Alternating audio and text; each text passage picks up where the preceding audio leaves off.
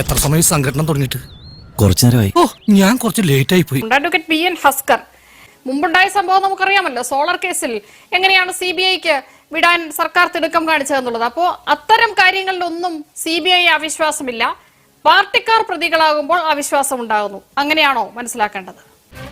ഒരോളം സൃഷ്ടിക്കാൻ തന്നെയാണ് ഈ സദാശിവം വന്നിരിക്കുന്നത്. അങ്ങ് കരുതേണ്ടത്, കാണേണ്ടത് ഇതിന് മറ്റൊരു തലം കൂടി വരുന്നു എന്നുള്ളതാണ്. ഓഹോ, ഇവിടെ ആത്മഹത്യാ പ്രേരണയ്ക്ക് ഒരു കേസുണ്ടായിരിക്കുന്നു. വളരെ സ്തുത്യർഹമായി സംസ്ഥാന പോലീസ് ഉയർന്ന പോലീസ് ഉദ്യോഗസ്ഥരെ കൊണ്ട് സ്പെഷ്യൽ ഇൻവെസ്റ്റിഗേഷൻ ടീം നടത്തിയിട്ടുള്ള അന്വേഷണം, ആ അന്വേഷണത്തെ തുടർന്ന് ആ കേസിലെ കുറ്റാരോപിതയെ 11 ദിവസത്തോളം ജയിലിലടയ്ക്കാൻ കഴിഞ്ഞു. ആണോ? ഭയങ്കരം തന്നെ. കഴിയാവുന്നതിൽ അധികമായിട്ടുള്ള മുഴുവൻ തെളിവുകളും സമാഹരിച്ച് അത് കോടതി മുമ്പാകെ എത്തിക്കുന്നതിന് സ്പെഷ്യൽ ഇൻവെസ്റ്റിഗേഷൻ ടീമിന് കഴിഞ്ഞിട്ടുണ്ട്. സ്തുത്യർഹമായിട്ടുള്ള ഒരു അന്വേഷണമാണ് അന്വേഷണ സംഘം നടത്തിയിട്ടുള്ളത് എന്നുള്ളത് ആർക്കും എതിർക്കാനാവില്ല. അഡ്വക്കേറ്റ് ഹസ്കർ, സാധാരണ ഈ കേസ് പഠിച്ചു വരുന്ന ഏതൊരാൾക്കും തോന്നുന്ന സംശയങ്ങളുണ്ട്. ആരാണ് ഈ പ്രശാന്തൻ? അയാളെ ഇപ്പോഴും കൈക്കൂലി കൊടുത്തു എന്ന് പരസ്യമായി പറഞ്ഞ അയാളെ ഇപ്പോഴും ഒരു കേസിലും പ്രതി ചേർക്കുന്നില്ല, അയാളെ കുറിച്ചൊരു അന്വേഷണവും നടക്കുന്നില്ല. എന്തുകൊണ്ടാണ് ഈ ജില്ലാ കലക്ടർ മൊഴി മാറ്റി മാറ്റി പറയുന്നത്? ആരുടേതാണ് ഈ പെട്രോൾ പമ്പ്? കാക്കാശ് കയ്യിലെടുക്കാനില്ല എന്ന് പറയുന്ന പ്രശാന്തൻ എവിടുന്നാണ് പെട്രോൾ പമ്പ് തുടങ്ങാൻ പണം? ഇവൻ ശരിയല്ല. ADM നവീൻ ബാബുവിനെ റെയിൽവേ സ്റ്റേഷൻ പരിസരത്ത് കണ്ടുവന്ന് തുടങ്ങിയ വാർത്തകൾ ഉണ്ടായത് എങ്ങനെയാണ്? ഇങ്ങനെ ഒട്ടനവധി ചോദ്യങ്ങളുള്ള ഈ കേസിൽ ഈ പറയുന്ന ഗൂഢാലോചനകളിലേക്ക് ഒന്നും ഈ അന്വേഷണ സംഘം കടന്നിട്ടേയില്ല. ഒരടി പോലും മുന്നോട്ട് പോയിട്ടില്ല എന്നാണ് നവീൻ ബാബുവിന്റെ കുടുംബം പറയുന്നത്. ഇവിടെ ഇപ്പോൾ വന്നിട്ടുള്ള ഒരു വലിയ വ്യത്യസ്തവും വിചിത്രവുമായിട്ടുള്ള ഒരു വാദമുഖം എന്ന് പറയുന്നത്, ഇന്നലെ വരെ നിങ്ങൾ മാധ്യമങ്ങൾ പറഞ്ഞു വെച്ചത്, നിങ്ങൾ ഛർദ്ദിച്ചത് മുഴുവൻ നിങ്ങൾക്ക് വാരി തിന്നേണ്ടി വരുന്ന വലിയ ഗതികെട്ട നിമിഷത്തിലേക്ക് നിങ്ങൾ എത്തി നിൽക്കുന്നു എന്നുള്ളതാണ്. ശ്രീ നവീൻ ബാബു വാക്കുകൊണ്ട് മുറിവേറ്റ് വായ്ക്കരിയിടപ്പെട്ടവനാണെന്ന് പറഞ്ഞ് ആത്മഹത്യ ചെയ്യപ്പെട്ട വ്യക്തിയായി നാം ഇന്നലെ വരെ ചർച്ച ചെയ്തിരുന്നുവെങ്കിൽ ഇപ്പോൾ ബഹുമാനപ്പെട്ട ഹൈക്കോടതി മുമ്പാകെ CBI എൻക്വയറിയുടെ ഒരു ഹർജി കൊടുത്തതോടുകൂടി ആ ആത്മഹത്യ എന്ന് പറയുന്നത് കൊലപാതകത്തിലേക്ക് മാറുകയാണ്. ദിവ്യ ഈ കൊലപാതകത്തിൽ നേരിട്ട് പങ്കെടുത്തെന്നോ അല്ലെങ്കിൽ അതിലേതെങ്കിലും ഗൂഢാലോചനയിൽ പങ്കെടുത്തെന്നോ നിങ്ങൾക്ക് പരാതിയില്ലല്ലോ. ഇല്ല, താങ്കൾ അതിനെ അങ്ങനെ വ്യാഖ്യാനിക്കേണ്ടതില്ല. ഇപ്പോ ആത്മഹത്യാ പ്രേരണ കുറ്റം ഇപ്പോ ഒരു കൊലപാതകത്തിലേക്ക് കൺവെർട്ട് ചെയ്യപ്പെടുമ്പോൾ, ഇന്നലെ വരെ പൊതുജീവിതത്തിൽ സ്ഫടിക തുല്യമായ പൊതുജീവിതം നടത്തിയിരുന്ന ഒരു സ്ത്രീ, ആ സ്ത്രീയുടെ മനുഷ്യാവകാശത്തെക്കുറിച്ച് നിങ്ങൾ നാളിതുവരെ ഒരു വാക്കുപോലും പറഞ്ഞിട്ടില്ല. ബിരുദാനന്തര ബിരുദത്തിന് ഉന്നത വിജയം നേടിയിട്ടുള്ളതാണ് ആ സ്ത്രീ. ഓൾ ഇന്ത്യ റേഡിയോയിൽ അനൗൺസറായി ഔദ്യോഗിക ജീവിതം തുടങ്ങി.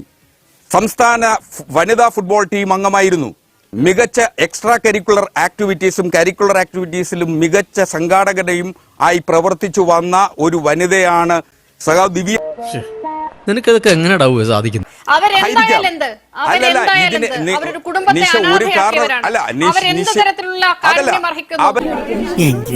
ഇവിടെ പറഞ്ഞല്ലോ അന്ന് ജാമ്യാപേക്ഷയിൽ അങ്ങനെ പറയാനുള്ള അല്ല, ഇപ്പൊ ആ കുടുംബം ഉന്നയിക്കുന്ന അതിനേക്കാൾ ഉന്നത ബിരുദവും മഹത്വവും കൽപ്പിക്കപ്പെട്ടവർ ഇതിനേക്കാൾ വലിയ ക്രിമിനൽ കേസുകൾ പ്രതികളായിട്ടുണ്ട്. അഡ്വക്കേറ്റ് ഹസ്കർ, പോത്തിന്റെ അടുത്ത് വേദം മൂന്നിട്ട് എന്താ കാര്യം? പക്ഷേ സംസ്ഥാനത്തെ 3 മികച്ച അവാർഡുകൾ, ഏറ്റവും മികച്ച ജില്ലാ പഞ്ചായത്ത് അധ്യക്ഷയായിരിക്കുമ്പോ സംസ്ഥാനത്തെ മികച്ച ജില്ലാ പഞ്ചായത്തിനുള്ള അവാർഡ്.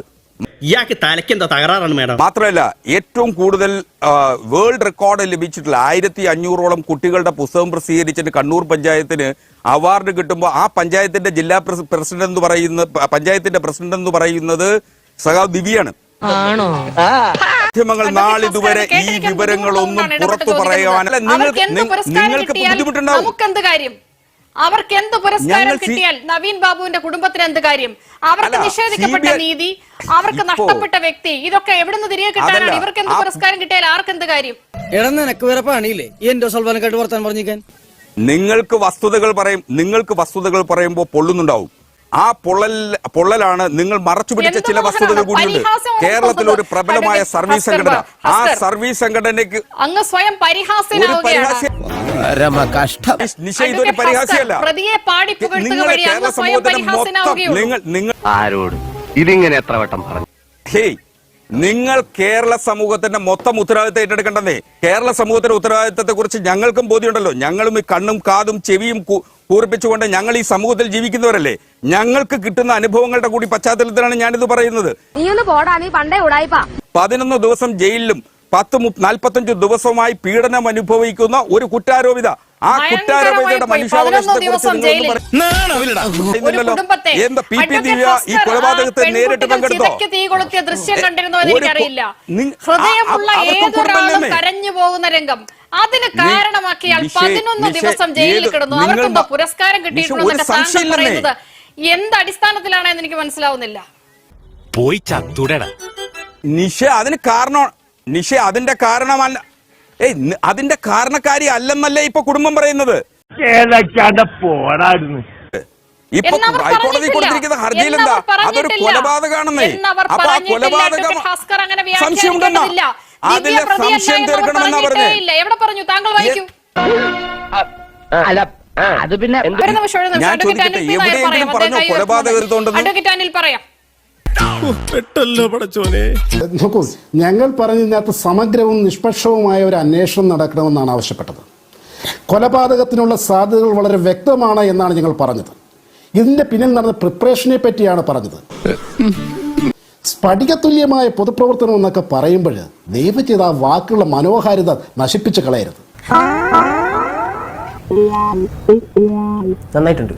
ദയവ് ചെയ്ത് പി പി ദേവിയെ പറ്റി ഈ സ്വന്തം പാർട്ടിയിലുള്ള അഭിപ്രായമെങ്കിലും, ഞാനിത് രാഷ്ട്രീയം പറയുന്നത്, ഒന്ന് അന്വേഷിക്കണം. അവരുടെ സാമ്പത്തിക സോഴ്സുകൾ, അവരുടെ ജീവിത രീതി, ഇന്ന് അവർ എത്തി നിൽക്കുന്നു, എവിടെ എത്തി നിൽക്കുന്നു എന്നുള്ള കാര്യം ദയവായി ഒന്ന് അന്വേഷിക്കണം. ഇത് വടി കൊടുത്ത് അടി വാങ്ങുന്ന പരിപാടിയാണല്ലോ ബാബു. അവർ കൊടുത്ത ഈ ജില്ലാ പഞ്ചായത്തിൽ നിന്ന് കൊടുത്ത പദ്ധതികളുടെ അഴിമതികളെ പറ്റിയുള്ള ആരോപണങ്ങൾ, ഒരാൾക്ക് മാത്രം കൊടുക്കുന്ന ആരോപണങ്ങൾ ഉൾപ്പെടെ ചിന്തിക്കണം. അവർ യാത്ര ചെയ്ത വിദേശ യാത്രകളെ പറ്റി ഒന്ന് അന്വേഷിക്കണം. എന്താ ഉറക്കം വരുന്നു. ഈ സ്ഫടികതുല്യം എന്നൊക്കെ പറയുമ്പോൾ അങ്ങനെയാണെങ്കിൽ ഈ ബിനാമിക്ക് വേണ്ടിയിട്ട് എന്തിനാണ് ജില്ലാ പഞ്ചായത്തിന്റെ അധികാര പരിധിയിൽ വരാത്ത ഒരു പെട്രോൾ പമ്പിനെ പറ്റി ഇന്നത് ചെയ്യണമെന്ന് ഒരു ഒരു ഒരു ഒരു ഉദ്യോഗസ്ഥനോട് ഇവർ ആവശ്യപ്പെടുന്നത്? അത് ജില്ലാ പഞ്ചായത്തിന്റെ പരിധിയിൽ വരുന്നതാണോ? പടച്ചവനെ തീവണ്ടിക്കാണല്ലോ തല വെച്ചത്. പ്രശാന്തൻ എന്താണെന്നും ആരാണെന്നും വളരെ വ്യക്തമായിട്ട് ഈ പി പി ദിവ്യയ്ക്ക് അറിയാമല്ലോ. അപ്പൊ അത് എങ്ങനെയാ സ്ഫടികതുല്യമാവുന്നത്? ഈ സ്ഫടികം കൊണ്ട് മറ്റെന്തോ മറയ്ക്കാൻ ശ്രമിച്ചിട്ടില്ലേ? അവർ വക്കാലത്ത് പിടിക്കുന്നു, അതിനുവേണ്ടിയാണ് ഭീഷണിപ്പെടുത്തുന്നത്. അപ്പോൾ അവർ സ്ഫടികതുല്യം എന്ന വാക്ക് ഉപയോഗിക്കുന്നത് ദയവായി മഹത്വവൽക്കരിക്കരുത്. ഒരു പാവം പിടിച്ച മനുഷ്യനെ മരണത്തിലേക്ക് തള്ളിവിട്ട ശേഷം അതിന് പ്രതിയാക്കപ്പെട്ട ഒരു വ്യക്തിയെ ഇങ്ങനെ മഹത്വവൽക്കരിക്കാൻ ശ്രമിക്കുന്നത് മനുഷ്യത്വത്തിന് വിരുദ്ധമാണ് എന്ന് മാത്രം ഞാൻ പ്രിയപ്പെട്ട അസ്കറോട് സൂചിപ്പിക്കുകയാണ്. ശ്രീ പ്രകാശ് ബാബു ഇവിടെ പറഞ്ഞത് കേട്ട് കാണും. പി പി ദിവ്യയ്ക്ക് മനുഷ്യാവകാശങ്ങളില്ലേ എന്നുള്ള ചോദ്യം, ഇത് കൊലപാതക കേസിൽ പ്രതിയാക്കുന്നത് വഴി അവരുടെ മനുഷ്യാവകാശം നിഷേധിക്കപ്പെടില്ലേ എന്നുള്ള ആശങ്ക. ഈ ആശങ്ക CPM-ന്റെ ഒന്നടങ്കമുള്ള ആശങ്ക എന്ന് തന്നെ വേണ്ടേ കരുതാൻ? അതെ, കാരണം അവർ ജയിലിൽ നിന്ന് ഇറങ്ങിയപ്പോൾ സ്വീകരിക്കാൻ പോയ ആളുകളിൽ പാർട്ടി സെക്രട്ടറിയുടെ ഭാര്യ അടക്കമുള്ള മുതിർന്ന നേതാക്കൾ ഉണ്ടായിരുന്നു. അതിനുശേഷം ഇപ്പോൾ കണ്ണൂർ ജില്ലാ സെക്രട്ടറി പറയുന്നു നവീൻ ബാബു അഴിമതിക്കാരനാണ് എന്ന് പറയുന്ന ഒരു പക്ഷമുണ്ടത്രേ. എന്ന് പറഞ്ഞാൽ മരണശേഷം അദ്ദേഹത്തെ വീണ്ടും വീണ്ടും സംശയത്തിന്റെ നിഴലിൽ നിർത്താനുള്ള ആ പരിശ്രമം തുടരുകയാണ്. ഇവന്മാര് നന്നാവില്ല, ഈ ജന്മത്തിൽ നന്നാവില്ല എന്ന് വേണം പൊതുസമൂഹം മനസ്സിലാക്കാൻ. ബഹുമാനപ്പെട്ട അസ്കർ പറഞ്ഞ കുറച്ച് കാര്യങ്ങള് വല്ലാതെ വേദനിച്ചു പോയി. എന്താന്നാ, നല്ല വീരശൂര പരാക്രമിയാണല്ലോ ഈ ദിവ്യ. അവരുടെ പുണ്യപ്രവർത്തികളെ കുറിച്ച് കുറെ പറഞ്ഞു. ഒരു കാര്യം ബഹുമാനപ്പെട്ട അസ്കർ വിട്ടുപോയി. കണ്ണൂരിലെ കുട്ടിമാക്കൂലിലെ അഞ്ജന എന്ന് പറയുന്ന അവരുടെ സഹോദരിയെയും ആത്മഹത്യയിലേക്ക് നയിച്ച ഒരു കേസും കൂടി ഈ പുണ്യപ്രവൃത്തി ചെയ്ത ആളുടെ പേരിൽ ഉണ്ടായിരുന്നു. അതെങ്ങനെയാണ് ആ കേസ് ഇല്ലാതായെന്ന് കണ്ണൂരിലെ ചരിത്രം ഞങ്ങൾക്ക് നന്നായിട്ട് അറിയാം. ഏത് പോലീസ് അന്വേഷിച്ച കാര്യങ്ങളൊക്കെ കൈവിട്ട് പോയല്ലോ തിരുവട്ടമാ. ഞങ്ങൾ ഒരു സമരത്തിന്റെ ഭാഗമായി കണ്ണൂർ ടൗൺ പോലീസ് സ്റ്റേഷനിൽ പിടിച്ചിട്ടു. ഞാൻ മുഖത്ത് നോക്കി CIയോട് ചോദിച്ചു, നിങ്ങൾക്ക് ദിവ്യയുടെ വീട് അറിയാമോ എന്ന്. ദിവ്യയുടെ വീട് അറിയാമെന്ന് ചോദിച്ചു നിഷ. 28ാമത്തെ ദിവസം ദിവ്യയുടെ വീട് പോലും ഈ SHO ആയിട്ടുള്ള ശ്രീജിത്തിന് അറിയില്ല എന്ന് പറഞ്ഞാൽ ഇവര് നടത്തിയിട്ടുള്ള അന്വേഷണം എന്താ?